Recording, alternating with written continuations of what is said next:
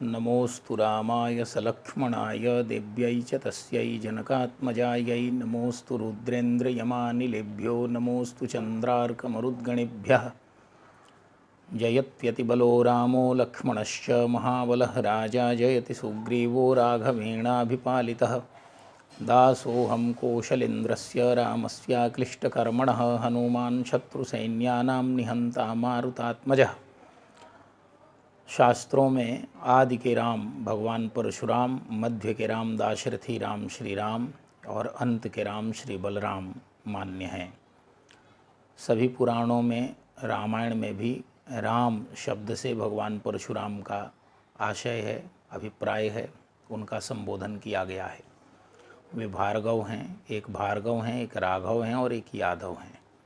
तीनों राम एक ही हैं। अक्षय तृतीया वैशाख शुक्ल तृतीया की अत्यंत पवित्र वेला में, प्रदोष काल में, भार्गव कुल में, भृगुवंश में श्री जमदग्नि ऋषि के यहाँ भगवान श्री परशुराम का प्राकट्य हुआ है, आविर्भाव हुआ है। वे अमर हैं और महर्षि के रूप में महेंद्र पर्वत पर तपस्या करते हैं।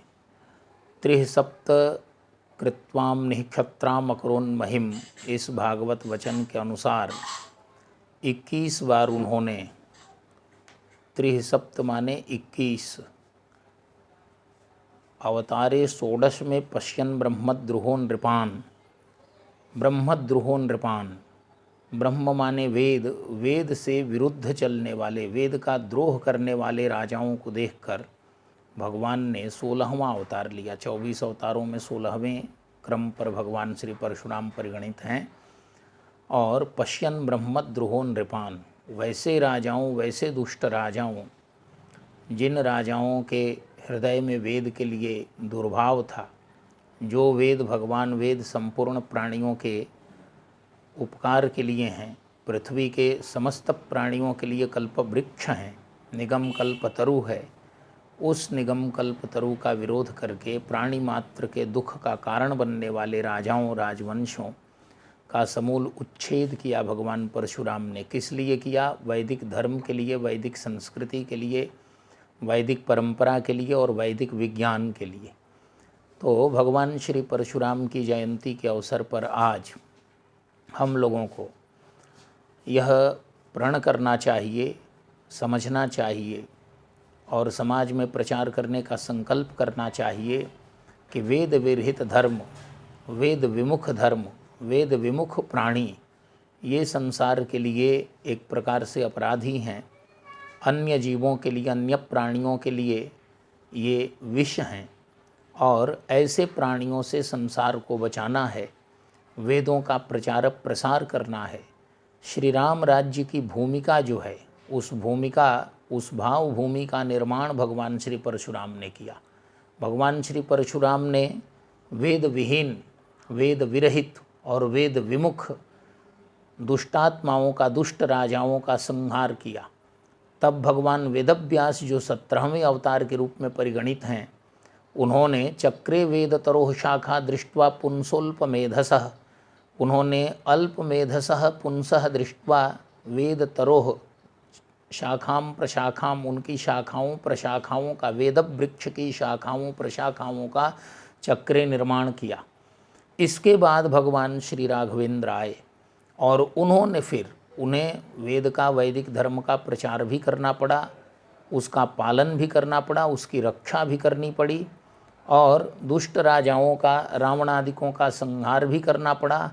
और इतना ही नहीं, राम राज्य की बाकायदा उन्होंने प्रतिष्ठा भी की। 10 वर्ष सहस्त्राणि 10 वर्ष शतानि च सकुल सदल प्रभु रावण मार्यो, श्रुति सेतु पालक राम तुम जगदीश माया जानकी। भगवान ने श्रुति सेतु का पालन किया, उसको पुष्ट किया, उसको मजबूत किया। तो निवेदन करना चाहता था कि आज भगवान परशुराम की जयंती पर, जब पूरा विश्व महामारी के आगोश में है, उसकी चपेट में है, हमारा यह कर्तव्य है कि हम वेदों का ठीक ठीक ढंग से, सम्यक प्रकार से, परंपरा प्राप्त गुरुमुख से अध्ययन करें। वेदो नित्यम अधीयताम, और उसके बाद वेदोक्त, वेदोपदिष्ट कर्मों का अनुष्ठान करें। संपूर्ण वैदिक संस्कारों को सभ्यताओं को, ज्ञान विज्ञान को प्राणी मात्र के हृदय में, उसके आचरण में, उसके चरित्र में उतारें और अधिक से अधिक शास्त्र धर्म का पालन कर संपूर्ण प्राणियों को, संपूर्ण विश्व को और संपूर्ण प्राणियों को आपत्तियों विपत्तियों के गर्त से निकाल कर उनके कृतार्थ करने का मार्ग प्रशस्त करें। यही भगवान परशुराम के प्रति हमारी सच्ची सेवा होगी, श्रद्धा होगी और उनके श्री चरणों की समर्चा होगी। वे अमर हैं, वे ऋषि हैं, वे गुरु हैं। इस रूप में आज भी पूरे विश्व का मार्गदर्शन वे कर रहे हैं और उनके चरित्र से शिक्षा लेकर, उनके तेज से शिक्षा लेकर, पुराणों में, भागवत जी में उन्हें भगवान का तेज बताया है। अत्यंत तीव्र काम करने वाले भगवान श्री परशुराम तेज हैं, तेजस स्वरूप हैं और उन्होंने संपूर्ण संसार के हित के लिए अपने अत्यंत त्वरित सक्रियता का और अपने योगदान का परिचय दिया है।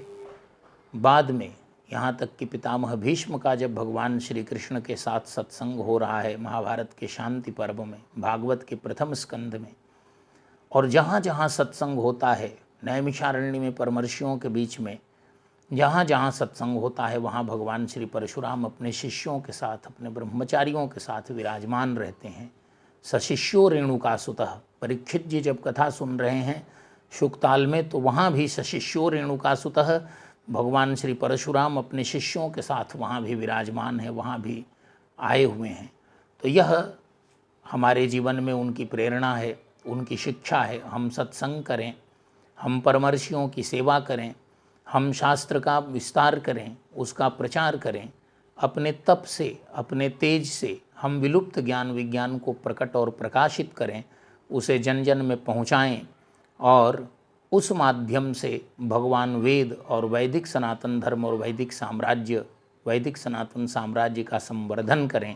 भगवान परशुराम की जयंती पर इन्हीं शब्दों के साथ आप सभी का भूरि भूरि अभिनंदन, सबको हार्दिक बधाई और सबको भगवान परशुराम की ओर से, भगवान श्री राम की ओर से, भगवान श्री बलराम की ओर से भूरिशः सबको शुभकामनाएं और सबका अभिनंदन। हर हर महादेव।